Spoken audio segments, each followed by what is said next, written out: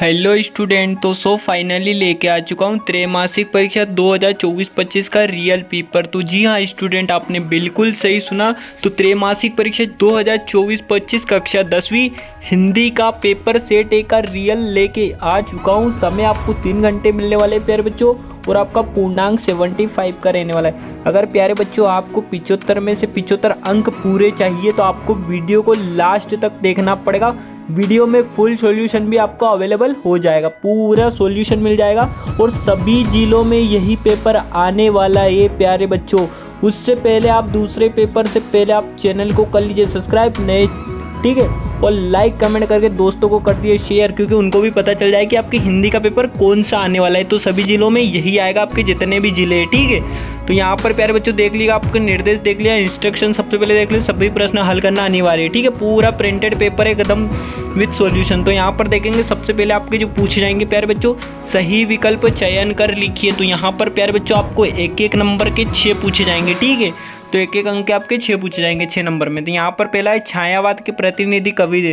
तो छायावाद के प्रतिनिधि कवि जयशंकर प्रसाद है। वहीं विद्यार्थी आपका सेकंड आता है फेरी भेटुला का अर्थ होता है। तो फेरी भेटुला का क्या अर्थ होता है, दूसरे का द वाला जगह फिर मिलेंगे। वहीं आपका तीसरा है रसात्मक वाक्यम काव्यम परिभाषा है किसकी, आचार्य जगन्नाथ आचार्य विश्वनाथ। तो इसका हो जाएगा आचार्य विश्वनाथ की, ठीक है। वहीं आपका चौथा दिया है प्यारे बच्चों, कस्बे के चौराहों पर प्रतिमा लगी थी, किसकी लगी थी, महात्मा गांधी की या किसी और की। तो यहाँ पर आपका राइट द करेक्ट आंसर है सुभाष चंद्र बोस की, ठीक है। वहीं आपका 5वां प्रश्न दिया है बच्चों, दो शब्दों को अपने विभक्ति चिन्हों को छोड़कर आपस में मिलना कहलाता है, क्या कहलाता है प्यारे बच्चों, संधि या समास, क्या कहलाता है। तो आपका कहलाता है प्यारे बच्चों ब वाला आ जाएगा, क्या हो जाएगा, समास कहलाता है, ठीक है। वहीं प्यारे बच्चों बात करते हैं आपके प्रश्न क्रमांक 6। तो यहाँ पर छठा दिया हुआ है, मैया चावल अमान्य कर रही थी। अमान्य का अर्थ है, अमान्य का क्या अर्थ होता है। तो छठे का बच्चों आपका हो जाएगा ब वाला, क्या हो जाएगा, ब वाला साफ करना, ठीक है। वहीं अब बात करते हैं प्यारे बच्चों, ये आपके फाइनल हो गए हैं, ठीक है। सही विकल्प यहाँ पर आपके 6 अंक में पूछे जाएंगे, जैसे ही आपके सही विकल्प, ठीक है। सही विकल्प देख लीजिएगा, पहला आपका दे सूर्य की भक्ति भाव की थी। तो सूर्य की भक्ति किस भाव की थी प्यारे बच्चों, तो यहाँ पर आपका हो जाएगा सांख्य, ठीक है। तो यहाँ पर आपको लिख लेना है सांख्य। वहीं प्यारे बच्चों आपका सेकेंड आता है, विस्तृत कलेवर वाले काव्य को कहते हैं। तो कौन सा काव्य कहते हैं प्यारे बच्चों, तो महाकाव्य कहते हैं, ठीक है। विस्तृत कलेवर किसमें, महाकाव्य में होता है, ठीक है। तो ये कर लीजिएगा। वहीं आपका थर्ड प्रश्न है, आश्रय की बाहर शारीरिक चेष्टाओं को कहते हैं। तो क्या कहते हैं प्यारे बच्चों, तो इसका राइट आंसर हो जाएगा आपका अनुभाव कहते हैं, ठीक है। वहीं आपका 5वां क्वेश्चन चौथा दिया है, नेताजी की मूर्ति कपड़ों की थी। नेताजी की मूर्ति कपड़ों की थी, किसके कपड़ों की थी प्यारे बच्चों, तो यहाँ पर आपका हो जाएगा राइट आंसर फौजी, ठीक है। वहीं आपका आता है प्रश्न क्रमांक 5वां, समास के भेद होते हैं। तो समास के कितने भेद होते हैं प्यारे बच्चों, तो इसका राइट द करेक्ट आंसर हो जाएगा आपका 6 होते हैं। कितने, 6 होते हैं, ठीक है। वहीं आपकी बात करते हैं प्रश्न क्रमांक, भोलेनाथ और उनके साथी के बिल में पानी उलझने लगे। तो इसका क्या हो जाएगा, कौन से में, तो यहाँ पर आपका इसका राइट द करेक्ट आंसर हो जाएगा प्यारे बच्चों चूहो, ठीक है। इसका हो जाएगा चूहो। वहीं अब बात करते हैं, ये आपके फाइनल कंप्लीट होते हैं। यहाँ पर अब बात करते हैं प्रश्न क्रमांक 3 प्यारे बच्चों, ठीक है। तो निम्नलिखित कथनों के समक्ष सत्य असत्य लिखिए, ठीक है। उससे पहले यार आप लोग चैनल को सब्सक्राइब कर लो प्यारे बच्चों, क्योंकि आपको हर सब्जेक्ट का, हर कक्षा के आपको यहीं पर रियल पेपर प्रोवाइड करवाया जाता है। और यहाँ पर आपको एकदम मोस्ट इंपॉर्टेंट क्वेश्चन पेपर ये प्रोवाइड करवाया जा रहा है। सभी जिलों में यही प्रश्न आएंगे, ठीक है। तो बिल्कुल एकदम इंपॉर्टेंट समझ के पढ़ लीजिएगा, अच्छे से तैयार इसको कर लेना है आपको, ठीक है। तो यहाँ पर देख लीजिएगा प्यारे बच्चों रियल है, ठीक है। 1101 यहाँ पर देख लिया, उद्गव का संदेश गोपियों का गुड़ की तरह मीठा लगा। तो प्यारे बच्चों मैं इसे पढ़ूंगा तो आपको काफ़ी टाइम हो जाएगा, मैं जल्दी जल्दी आंसर बता देता हूँ आपको, क्वेश्चन जल्दी जल्दी, ठीक है। तो यहाँ पर प्यारे बच्चों सारे आपके असत्य है, ठीक है। क्या है, सारे असत्य लगा लीजिएगा। जो आपका 5वां है वही सत्य है, बाकी आपके सब गलत है, ठीक है। वहीं आप बात करते हैं प्रश्न क्रमांक 5। तो 5 में प्यारे बच्चों आपके दे रखी सही जोड़ी थी, आपके 6 नंबर में पूछी जाएगी, ठीक है। तो यहाँ पर 6 नंबर में पूछी जाएगी। तो प्यारे बच्चों आपको बता देता हूँ जो पहले का होने वाला है। तो पहले का क्या हो जाए प्यारे बच्चों, वो देख लीजिएगा। ये मैं आपको नंबर बता रहा हूँ, जल्दी लिख लीजिएगा। घ च ख, क्या हो जाए पहले, घ च, इधर लिख लीजिएगा घ च ख, ठीक है। ड ग, ये आपकी हो जाएगी, और क ये आपकी सही जोड़ियाँ हो जाएगी, ठीक है। बाकी अगर कोई कंफ्यूजन है तो आप लोग कमेंट कर सकते हैं। पीडीएफ के लिए हमारे टेलीग्राम चैनल को ज्वाइन कर लेना। यहाँ पर प्यारे बच्चों देख लीजिएगा, आपके 6 नंबर में पूछे जाएंगे, एक शब्द वाक्य में होता है, ठीक है। तो एक वाक्य उत्तर लिखना है यहाँ पे। राम लक्ष्मण परशुराम संवाद रामचरितमानस किस कांड से लिया गया था? तो प्यारे बच्चों इसका राइट आंसर हो जाएगा कौन से कांड से? तो बाल कांड से। ठीक है, तो आपको लिख लेना है पहले का राइट आंसर बाल कांड। वहीं आप सेकंड क्वेश्चन की बात करते हैं। मनु भंडारी के पिता रसोई को क्या कहते थे? क्या कहते थे मनु भंडारी के पिता प्यारे बच्चों? भटियार खाना।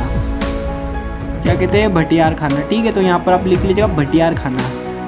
बाकी यदि कोई दिक्कत है तो आप लोग कमेंट करके बता दीजिएगा। पीडीएफ के लिए हमारे टेलीग्राम चैनल को ज्वाइन करना बिल्कुल ना भूलना। ठीक है, वहीं आपका वीर रस की कवियों में कौन सा शब्द गुण होता है? तो कौन सा शब्द गुण होता है प्यारे बच्चों वीर रस की कवियों में? तो इसका आपका हो जाएगा ओज गुण होता है प्यारे बच्चों। तीसरे का आंसर हो जाएगा आपका ओज गुण। ठीक है, तो ओज गुण कर लीजिएगा। वहीं बात करते हैं आपका चौथा प्रश्न। तो चौथा प्रश्न जैसे प्यारे बच्चों क्या दिया है? चौथा प्रश्न आपका दिया है बरखा के बंद होते ही बाग में क्या क्या नजर आएंगे? तो इसका राइट आंसर हो जाएगा प्यारे बच्चों बहुत से बिच्छू। क्या हो जाएगा? बहुत से बिच्छू। ठीक है, तो कर लीजिएगा बहुत से बिच्छू।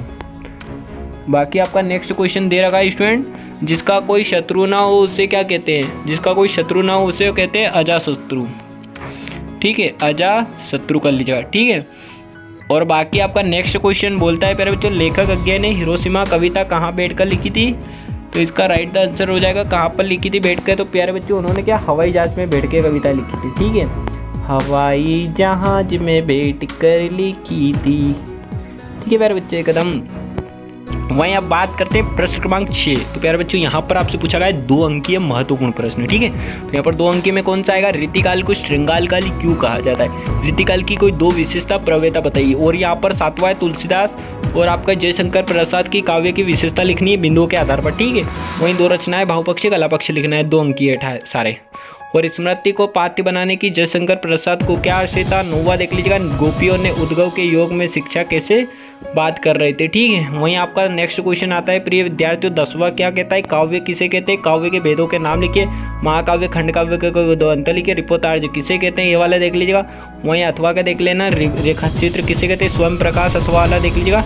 वहीं आपका 14वां क्वेश्चन दे रखा है स्टूडेंट बाल गोविंद भगत पुत्रविधि उन्हें अकेला क्यों नहीं छोड़ना चाहती थी? ठीक है, ये 2 अंकीय महत्वपूर्ण प्रश्न है। लेखिका मन्नू भंडारी के व्यक्तिगत पर किन किन व्यक्तियों का प्रभाव पड़ा? वहीं 16वां देख लीजिएगा निम्नलिखित वाक्यांश को एक शब्द वाक्य में लिखना है। ठीक है, वहीं 17वां प्रश्न देख लीजिएगा स्टूडेंट भोलेनाथ अपने साथियों को देखकर सिसकना क्यों भूल जाता है? ठीक है, वहीं यहाँ पर 3 नंबर के आपके संदर्भ प्रसंग व्याख्या ये प्यारे बच्चों ये देख लीजिएगा अच्छे से कर लेना है ये संदर्भ। ठीक है, 19वां क्वेश्चन में भी आपको संदर्भ प्रसंग व्याख्या लिखनी है। बार बार सोचते क्या होगा। ठीक है, वहीं आपका 20 क्वेश्चन देख लिया हाथ की घड़ी एक आकर्षक विज्ञापन तैयार करना है। ठीक है, एक पोस्टर बनाना है। वहीं परोपकार का महत्व पर एक अनुच्छेद लिखना है। और यहाँ पर 21 में आपसे वही काव्यांश पूछा गया है, गद्यांश को पढ़ के लिखना है आपको। ठीक है, वहीं अथवा देख लीजिएगा प्यारे बच्चों। ठीक है, और बात करते हैं आप प्रश्न होंगे आपका 22। तो यहाँ पर अपने जिले के जिलाधीश को ध्वनि विस्तारक यानी ध्वनि विस्तारक प्रतिबंध लगाने तो पत्र लिखना है लाउड स्पीकर। और यहाँ पर 23 देख लीजिएगा स्टूडेंट क्या करना है आपको निम्नलिखित में से किसी एक विषय की रूपरेखा लेकर आपको निबंध लिखना है 4 अंक में। ठीक है, तो रूपरेखा के अगर लिख देते हो स्टूडेंट तो आपको 2 नंबर मिल जाता है। ठीक है, बाकी आपको कोई कन्फ्यूजन नहीं होना है।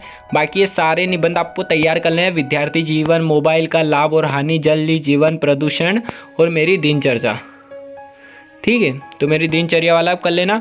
बाकी स्टूडेंट में एक पेपर और प्रोवाइड करवाया हूँ वो देख लेना और ये देख लेना। बाकी आप लोग टॉप करने से बिल्कुल। और बता दूँ सभी जिलों के लिए एकदम मोस्ट इंपॉर्टेंट क्वेश्चन पेपर था। इससे सारे क्वेश्चन सभी जिलों में आने वाले हैं। ठीक है, तो मिलते हैं नेक्स्ट वीडियो में। जय हिंद, वंदे मातरम। Best of luck for your exam. Take care, bye bye. जय हिंद, वंदे मातरम। बने रहिए फेमस एजुकेशन।